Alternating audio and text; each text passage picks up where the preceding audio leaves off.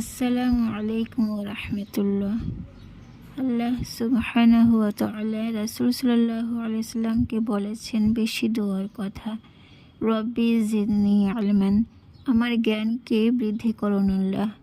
আল্লাহ চাইলে অনেক কিছুই চাওয়ার আদেশ করতে পারতেন, কিন্তু জ্ঞান বৃদ্ধির আদেশ করার কারণ হলো জ্ঞানই হলো সঠিক পথ দেখায়। সুখ, সমৃদ্ধি, সাফল্য আনে জ্ঞান।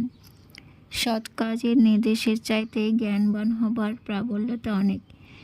আল্লাহর রাসূল সাল্লাল্লাহু আলাইহি সাল্লাম আল্লাহ তাআলার ওহী দ্বারা জ্ঞানবান হবার সৌভাগ্য পেয়েছেন। ওহী হলো জ্ঞান। জ্ঞানের আলো আমাদের কাছে পৌঁছে দিলেন নবীজি মুহাম্মদ মুস্তাফা সাল্লাল্লাহু আলাইহি ওয়াসাল্লাম। তাই তো তিনি উম্মতের জন্য ভালোবাসার মধ্যমণি। সেই আবেগ হতেই আমরা সালাম পৌঁছে দিই।